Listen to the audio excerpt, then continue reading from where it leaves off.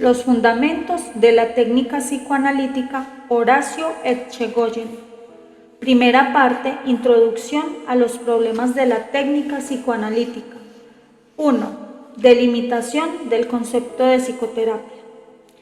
El psicoanálisis es una forma especial de psicoterapia y la psicoterapia empieza a ser científica en la Francia del siglo XIX, cuando se desarrollan dos grandes escuelas sobre la sugestión, en Nancy con Leibert y Bernheim, y en la Salpêtrière con Jean Martin Charcot.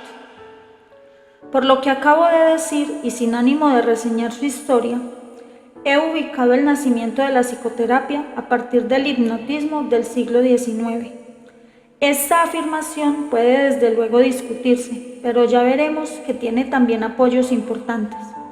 Se afirma con frecuencia y con razón que la psicoterapia es un viejo arte y una ciencia nueva, y es esta, la nueva ciencia de la psicoterapia, la que yo ubico en la segunda mitad del siglo pasado. El arte de la psicoterapia, en cambio, tiene antecedentes ilustres y antiquísimos desde Hipócrates al Renacimiento. Vives, Paracelso y Agripa inician una gran renovación que culmina en Johann Weyer. Estos grandes pensadores que promueven, al decir de Silberg y Henry, una primera revolución psiquiátrica, traen una explicación natural de las causas de la enfermedad mental, pero no un concreto tratamiento psíquico.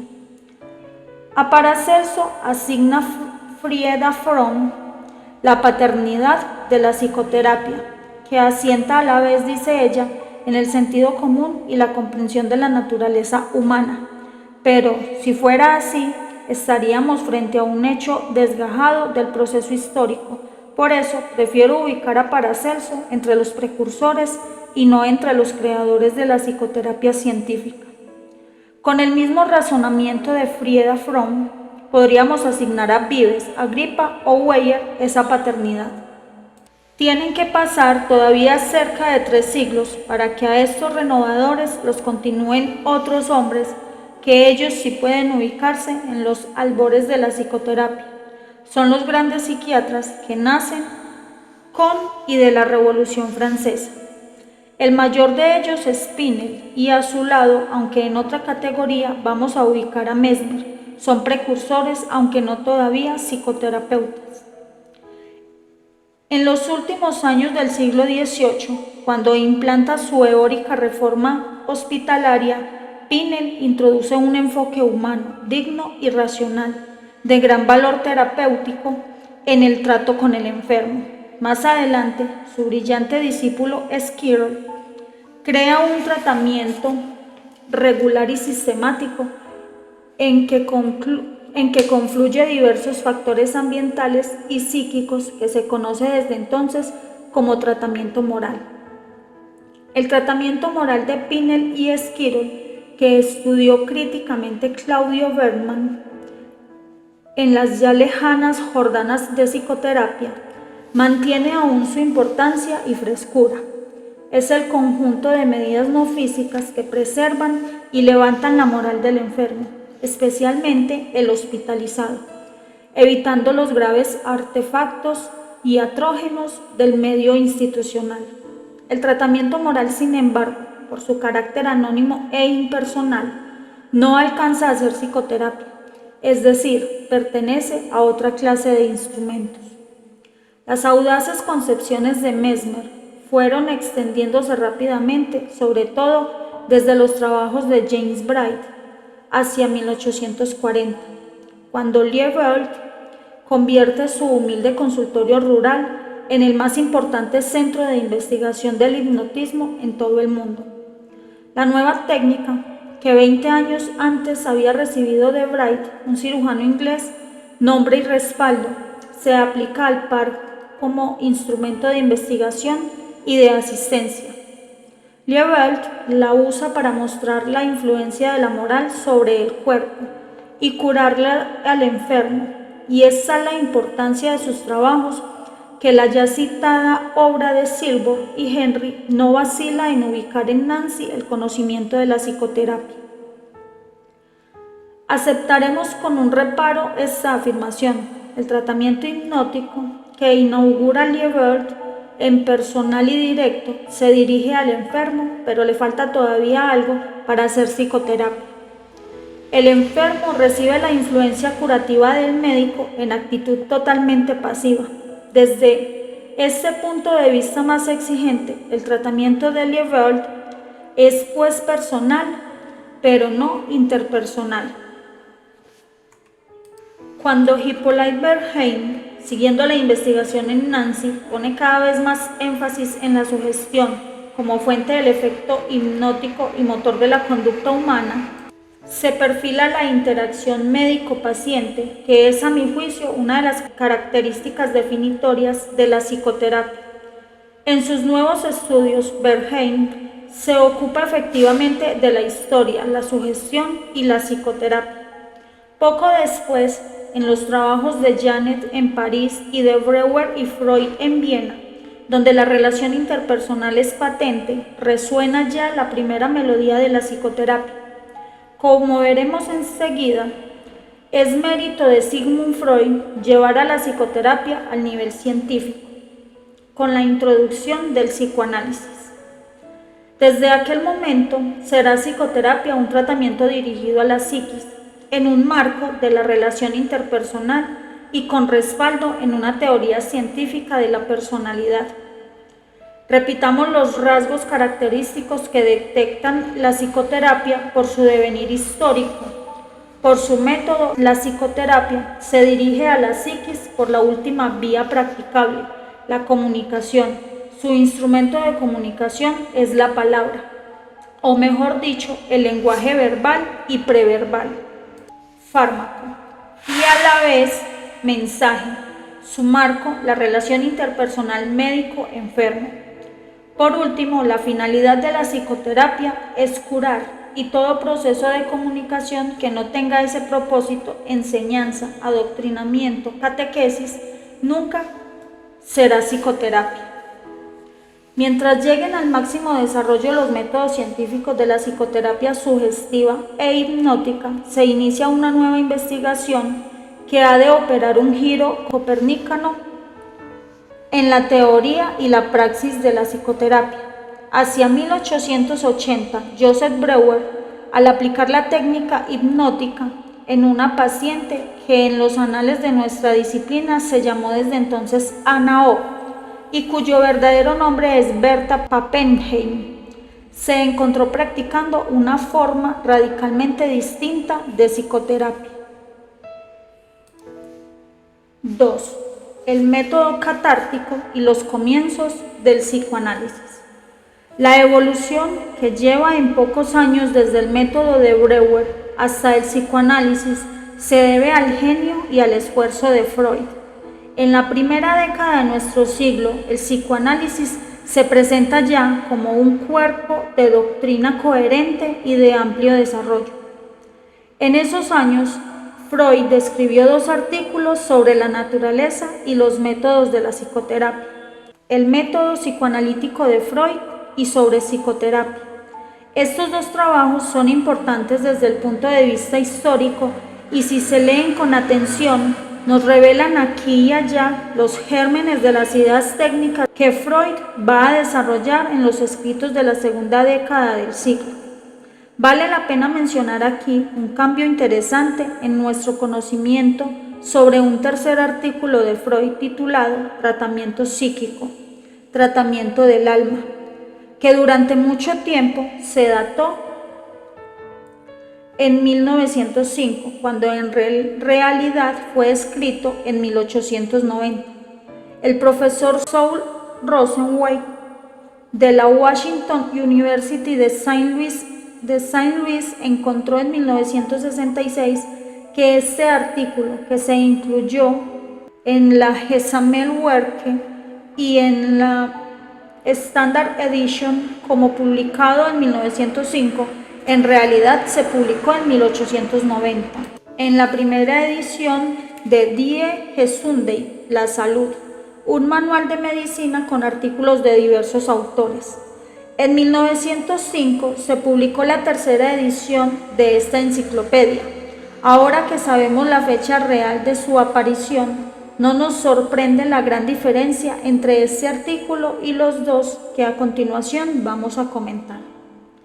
El trabajo de 1904, escrito sin firma del autor para un libro de Lowenfeld sobre la neurosis obsesiva, deslinda clara y decididamente el psicoanálisis del método catártico y a este de todos los otros procedimientos de la psicoterapia. A partir del magno descubrimiento de la sugestión en Nancy y la Salpêtrière, se recortan 3 etapas en el tratamiento de la neurosis. En la primera se utiliza la sugestión y después otros procedimientos de ella derivados para inducir una conducta sana en el paciente. Breuer renuncia a esta técnica y utiliza el hipnosis, no para que el paciente olvide, sino para que exponga sus pensamientos. Anna O, la célebre enferma de Breuer, llamaba a esto la cura de hablar, talking cure. Breuer dio así un paso decisivo al emplear la hipnosis o la sugestión hipnótica, no para que el paciente abandone sus síntomas o se encamine a conductas más sanas, sino para darle la oportunidad de hablar y recordar, base del método catártico, y el otro paso lo dará el mismo Freud cuando abandone el hipnotismo. En los estudios sobre la historia de Breuer y Freud, puede seguirse la hermosa historia del psicoanálisis desde Emmy Von, donde Freud opera con la hipnosis, la electroterapia y el masaje, hasta Elizabeth Boyn, a la que ya trata sin hipnosis y con quien establece un diálogo verdadero del que tanto aprende. La historia clínica de Elizabeth muestra a Freud utilizando un procedimiento intermedio entre el método de Breuer y el psicoanálisis propiamente dicho, que consistía en estimular y presionar al enfermo para el recuerdo. Cuando la historia clínica de Elizabeth termina, está terminado también el método de la coerción asociativa como tránsito al psicoanálisis, ese diálogo singular entre dos personas que son, dice Freud, igualmente dueñas de sí. El nombre psicoterapia, una conferencia pronunciada por el Colegio Médico de Viena el 12 de diciembre de 1904, que es público en la Wiener Medical Press del mes de enero siguiente, Freud establece una convincente diferencia entre el psicoanálisis y el método catártico y otras formas de psicoterapia que hasta ese momento existían. Esta diferencia introduce una ruptura que provoca, como dice Silberg y Henry, la segunda revolución en la historia de la psicoterapia. Para explicarla, Freud se basa en ese hermoso modelo de Leonardo que diferencia las artes plásticas que operan per vidi por y per vidi levar. La pintura cubre de colores la tela vacía, así la sugestión, la persuasión y otros métodos que agregan algo para modificar la imagen de la personalidad. En cambio, el psicoanálisis, como la escultura, saca lo que está de más para que surja la estatua que dormía en el mármol. Esta es la diferencia sustancial entre los métodos anteriores y posteriores a Freud. Desde luego que después de Freud y por su influencia aparecen métodos como el neopsicoanálisis o el ontoanálisis, que también actúan per vidi levar, es decir, que tratan de liberar a la personalidad de lo que le está impidiendo tomar su forma pura, su forma auténtica. Pero esta es una evolución ulterior que no nos importa discutir en este momento. Lo que sí nos interesa es diferenciar entre el método de psicoanálisis y las otras psicoterapias de inspiración sugestiva que son represivas y actúan per vidi por. Surge de la discusión procedente que hay una relación muy grande entre la teoría y la técnica de la psicoterapia, un punto que el mismo Freud señala en el artículo de 1904 y que Heinz Hartmann estudió a lo largo de su obra, por ejemplo, al comienzo de su Technical Implication of Ego Psychology. En psicoanálisis, en este punto de vista, en este punto fundamental, siempre hay una técnica que configura una teoría y una teoría que fundamenta una técnica. Esta interacción permanente de teoría y técnica es primitiva del psicoanálisis porque, como dice Hartmann, la técnica determina el método de observación del psicoanálisis. En algunas áreas de las ciencias sociales se da un fenómeno similar, pero no es ineludible como en el psicoanálisis y la psicoterapia. Solo en el psicoanálisis podemos ver cómo en un determinado abordaje técnico conduce en forma inexorable a una teoría de la curación, de la enfermedad, de la personalidad, etc., que a su vez gravita retroactivamente sobre la técnica y la modifica para hacerla coherente con los nuevos hallazgos, y así indefinidamente. En esto se basa tal vez la denominación algo pretenciosa de la teoría de la técnica, que intenta no solo dar un respaldo teórico a la técnica, sino también señalar la inextricable unión de ambas. Veremos a lo largo de este libro que cada vez que se trata de entender a fondo un problema técnico, se pasa insensiblemente al terreno de la teoría. 3. Las teorías del método catártico. Lo que introduce Breuer, pues, en una modificación técnica que lleva a nuevas teorías de la enfermedad y de la curación.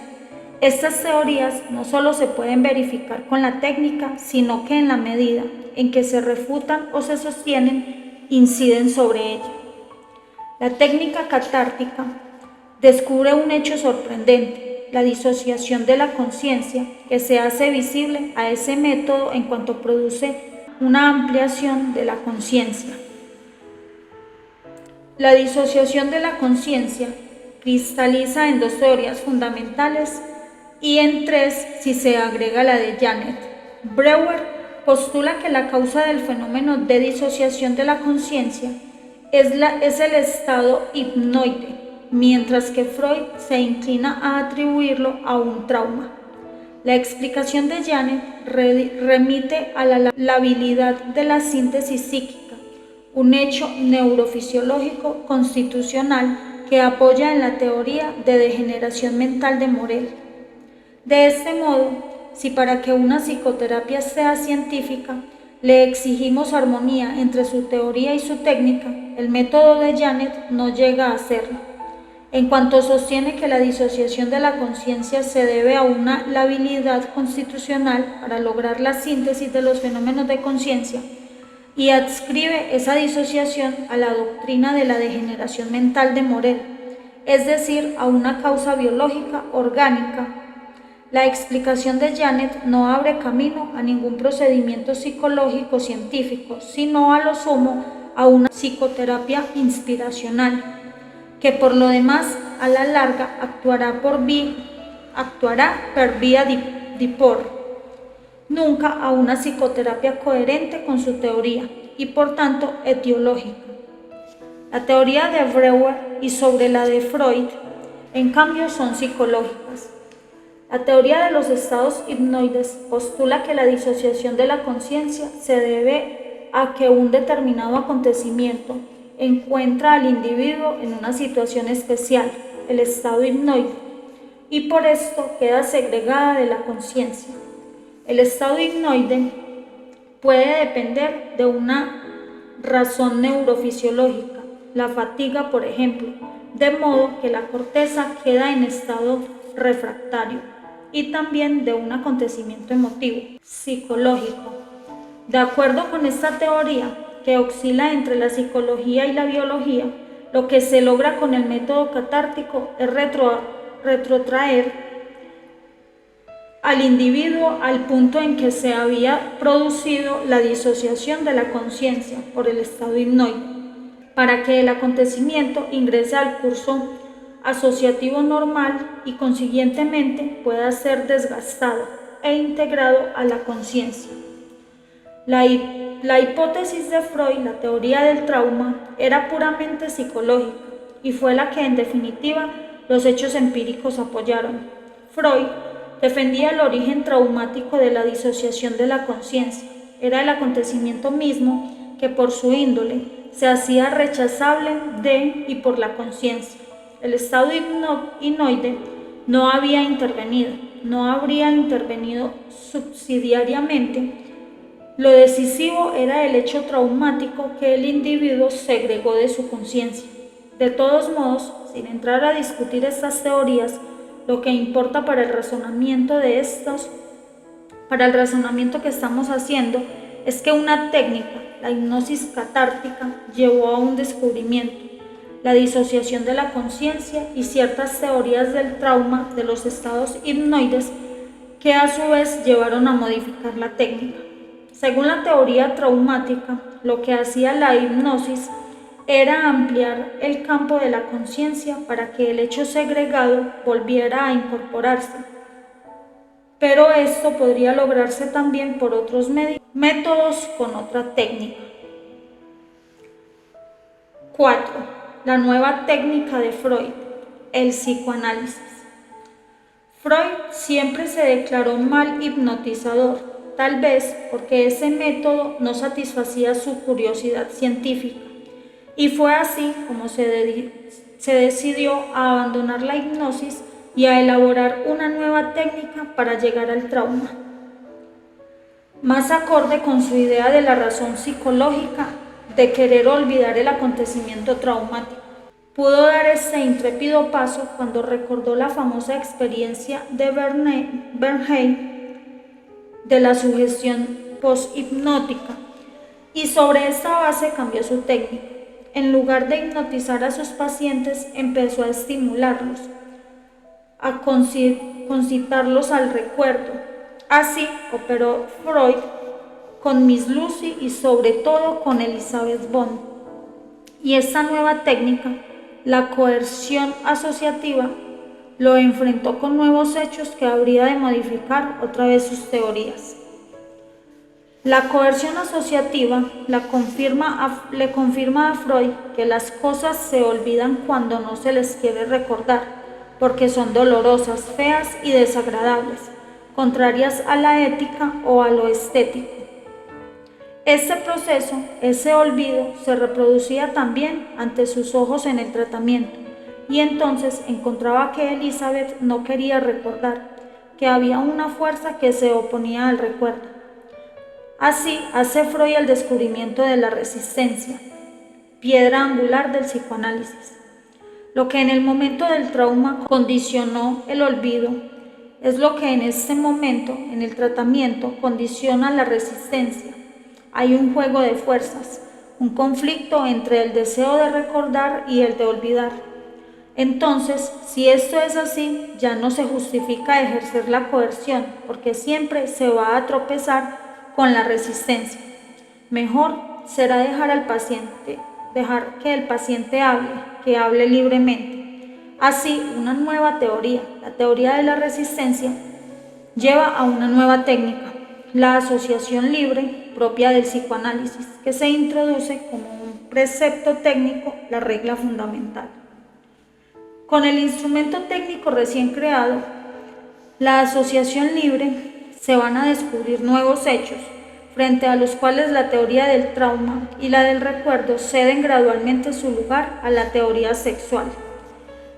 El conflicto no es ya solamente entre recordar y olvidar, sino también entre fuerzas instintivas y fuerzas represoras.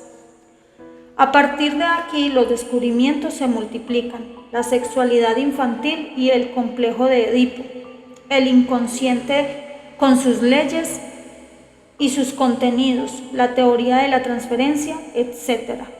En este nuevo contexto de descubrimientos aparece la interpretación como instrumento técnico fundamental y en un todo de acuerdo con las nuevas hipótesis. En cuanto solo proponían recuperar un recuerdo, ni el método catártico ni la coerción asociativa necesitaban de la interpretación. Ahora es distinto. Ahora hay que darle al individuo informes precisos sobre sí mismo y sobre lo que le pasa, y que él, sin embargo, ignora, para que pueda comprender su realidad psicológica. A esto le llamamos interpretar. En otras palabras, en la primera década del siglo, la teoría de la resistencia se amplía vigorosamente en dos sentidos.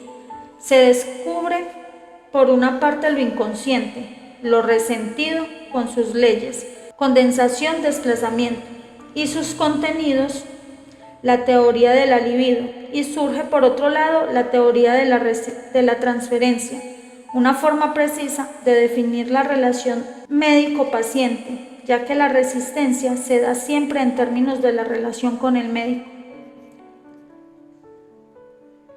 Los primeros atisbos del descubrimiento de la transferencia, como veremos en el capítulo 7, se encuentran en los estudios sobre la histeria y en el epílogo de Dora, escrito en enero de 1901 y publicado en 1905.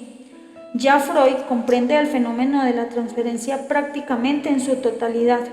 Es justamente a partir de este momento cuando la nueva teoría empieza a incidir en la técnica e imprime su sello a los consejos al médico y sobre la iniciación del tratamiento. Trabajos contemporáneos sobre la dinámica de la transferencia. La inmediata repercusión sobre la técnica de la teoría de la transferencia es una reformulación de la relación analítica que queda definida en términos precisos y rigurosos. El encuadre, ya lo veremos, no es más que la respuesta técnica de lo que Freud había comprendido en la clínica sobre la peculiar relación del analista y su analizado. Para que la transferencia surja claramente y pueda analizarse, decía Freud en 1912, el analista debe ocupar el lugar de un espejo que solo refleja lo que le es mostrado. Hoy diríamos lo que el paciente le proyecta.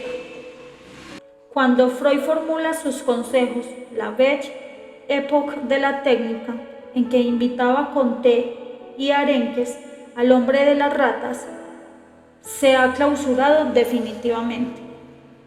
Se comprende la coherencia que hay en este punto entre teoría y técnica.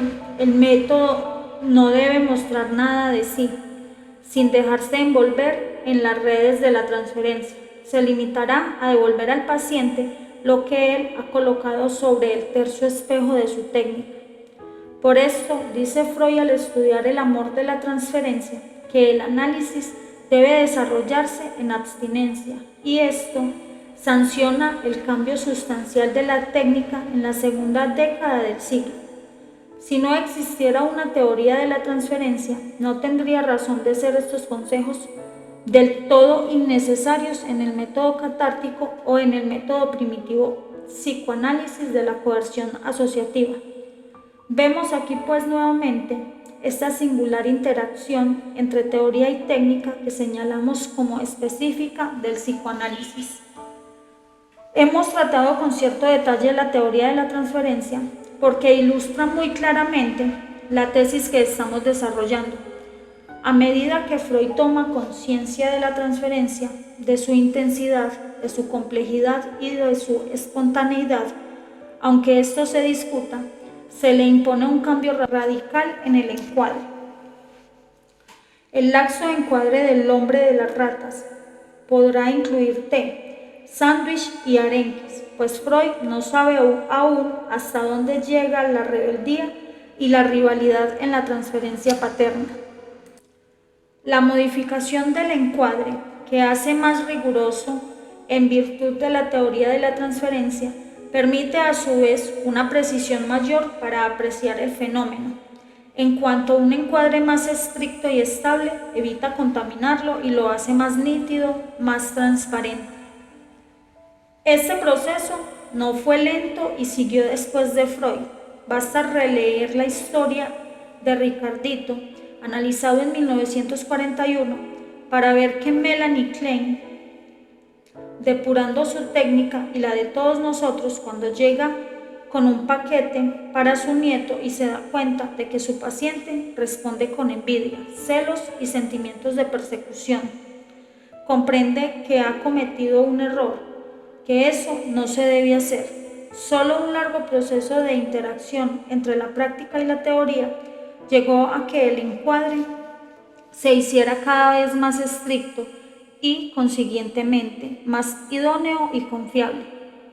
Nos hemos detenido en la interacción entre teoría y técnica porque esto nos permite comprender la importancia de estudiar simultáneamente ambos campos y afirmar que una buena formación psicoanalítica debe respetar esta valiosa cualidad de nuestra disciplina, en la que se integran armoniosamente la especulación y la praxis. Para un próximo audio tendremos 5, teoría, técnica y ética.